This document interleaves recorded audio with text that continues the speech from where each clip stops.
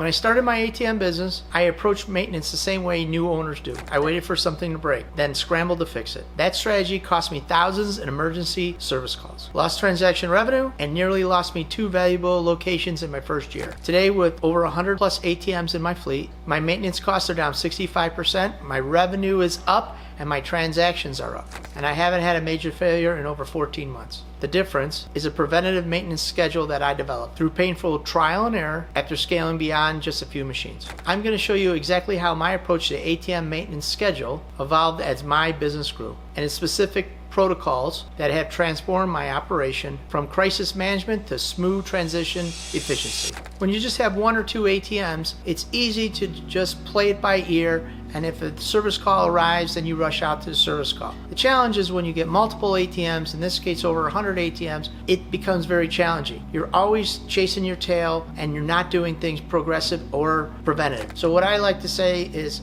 I like to not be reactive, I like to be proactive. Proactive has increased our transaction counts and minimized our service over the years. But I learned a lesson the hard way. What happened is we went into a holiday weekend. I saw for weeks and weeks that my ATM was having some challenges, but I ignored them like, I'll get it later, I'll get it later, I'll get it later. Well, guess what? Later turned out to be a holiday weekend and I had no backup. The ATM was down, went down on a Thursday from a holiday weekend, tried like heck to try to get a replacement part. As soon as I was going to get it, it was going to be Tuesday. This was going into Labor Day weekend, and it didn't matter. There's nothing I can do. Now I had this tough part of the reality, going to talk to the owner, saying, hey, I'm sorry, my ATM is going to be down all week. And then they start screaming. I don't like getting screamed at. And I could have prevented this because I had weeks and weeks looking at a potential error and I didn't make the adjustment. So now I had to go beg for forgiveness. So I told the owner, hey, I'll get it up and running. This is the situation, acting like it was just something that randomly happened. But in truth, it wasn't. I could have prevented this and I did nothing of the sort. Now I had to go beg for forgiveness. Thank God that the owner was very forgiving in the situation, but I could have lost this location and there was another one exactly like this. Same kind of thing. First time I didn't learn my lesson, second time I learned my lesson, and I was very thankful that the owner was willing to work with me instead of against me, because I could have lost location. Violated my contract and our agreement. It says that we would try to get the ATM up and running within anywhere from 24 to 36 hours. I couldn't do that. But we changed our contract to say that, we had 24 hours to respond to the service call and then we would get it up and running. So we did change our agreement instead of up and running to responding to the error. That's one of the adjustments we made. And also we developed a preventative maintenance schedule, and this allowed us to increase our transactional volume and decrease our service calls. So we have 3 core principles: the systematic inspection principle, the component life cycle management, and number 3, the software maintenance schedule. Number 1, the systematic maintenance schedule. So this is a schedule that what I like to do is once a month, I like to go through the ATM. I like to blow out. We can get compressed air. You can buy canned air, blow out dispenser. You can put the ATM in diagnostic and you can check all the eyes and you can find where the eyes are in your ATM. You can get a little Q-tip and you can take alcohol, put it on the Q-tip and clean all the eyes after you blew out the dispenser, just to make sure that they're all clean. This will help out. Then what you want to do is you want to just look at your buttons and just check your buttons back, put it in diagnostic again, and then check your buttons. Most of the time when you're filling an ATM, you're not checking the buttons. Sometimes you are, but you got to make sure that, hey, buttons work. Now, if it's a new ATM, you're not really going to be checking the buttons or the keypad, but if it's an older ATM or it's a used ATM, you will be checking, because those buttons have been hit thousands and thousands of times and they wear and tear. And the last thing I like to do is to check our card reader. You can buy little cards that have alcohol on them and run it in and out of the card reader, cleaning the card reader sensors, because the card reader is one of the things that people are always putting their card in and taking it out. Their cards are dirty. This will clean the magnetic strip inside, or the readers inside your card reader. Number 2, the component lifecycle management. In the ATM business, for you guys who do not know, or even is about every 4 years, Visa, MasterCard, or the manufacturer of the ATM will change something. And most of the time when you buy a brand new ATM, that first change is going to be a software upgrade to your system. Then the next time it comes, it'll be a hardware upgrade. So let's just go back in time, and you could see in 2014, they came up with, you had to change your card reader to take EMV or the chip. All right, so that mandate was, they gave us 3 years to get that mandate done. In 2017, we needed to have all the ATMs upgraded to take EMV chips. If they didn't, then it was going to be on you, the service ATM operator, or what they call the liability shift. They shifted the liability from Visa, MasterCard, the processor, to you. And now, if you didn't have your hardware upgraded and there was a fault, it was on you. Now here we are, fast forward to 2025. In 2020, they came out and said, look, we have a mandate. We have to have it all PCI compliant. You have to get the new keypad, what they call level 3 keypads or level 5 keypads, but it had to be off of level 1. For Nautilus Showstone, it was a 6000 keypad. For Gen Mega, it was the B1s and B2s, so you had to be B3 or B5. For Nautilus Showstone, it had to be an 8000R or an X1. And then Triton and Plume had their same protocols, but you had to get to that next level. Now, they started that in 2020. So in 2017, then we had a 3-year grace period, so to speak. And then by 2020, they came out with the mandate, said, okay, it has to be all done by 2024, January 31st, 2024, or let's call it January 1, 2025. So you had another 4 years to get your ATMs up and running. But as everybody knows in the industry, they didn't write the software, and there's been some delays with hardware issues, software issues.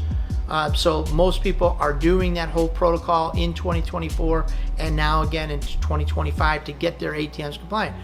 But you had to have that. You would have known about it back 4 years ago, so you can be up where you need to be. And that's mostly in the ATM business. Is they announce the protocols for the hardware, and they give you about 2 to 3 years to get your ATM up in compliance. So the first one is usually free. The second one is going to cost you money.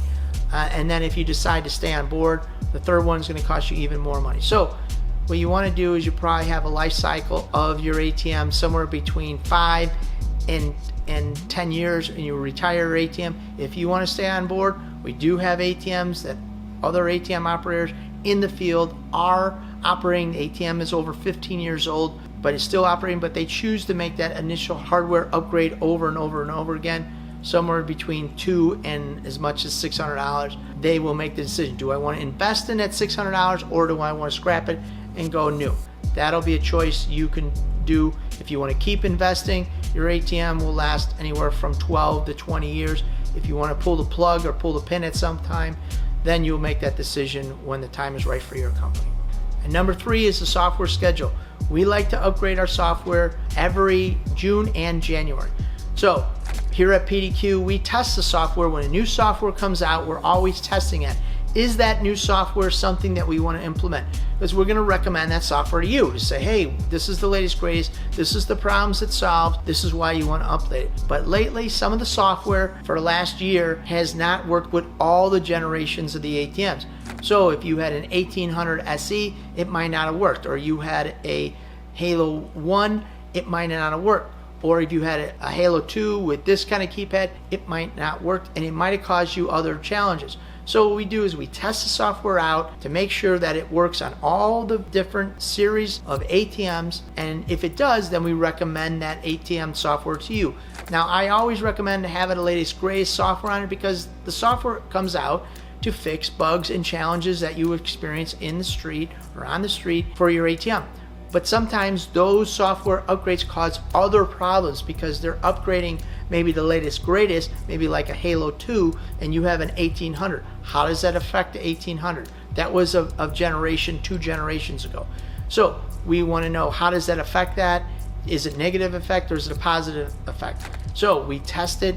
Then after a given amount of time, we don't see any bugs, we don't see any challenge, then we would recommend that software to you, the ATM operator, and say, look, the latest greatest software is a good software. It doesn't cause any challenges. Right now, you're talking about 6.0310 or greater. That is the TR31 software. Anything above 10 is for TR31. It just depends. And now, is that a good software? The software is stable, but again, you have to have the hardware to go with that. But we do encourage that software upgrade every June and January to get the latest, greatest. We're going to go back to that practice because now we have a stable software, and that's the 10. 6.030310 is the latest, greatest software that is stable. So take it from me, if you start implementing these principles, the systematic inspection principle, component life cycle management, and the software schedule, this will keep your ATMs running flawlessly, minimize your service calls, and maximize your transaction volume. These are the things you want to do to become successful in the ATM business. But if you don't, it's only a matter of time, a ticking time bomb, before you get a service call in the middle of the night or on a holiday weekend, and you won't be able to solve this situation. So please avoid these challenges, implement these policies, and may you have a long ATM business. If you're thinking about starting your own ATM business but didn't know where to start, I want to invite you to our free checklist titled ATM Business Passive Income Checklist. 5 things you need to know to start your profitable ATM business so you can have a clear roadmap towards ATM business success. You can earn between $250 and $1,500 of passive income every single month. Please like and subscribe to our channel. Please join the ATM Mastermind group page where you can get more tips and tricks just like these for your ATM business. And we'll see you at the next ATM Mastermind video.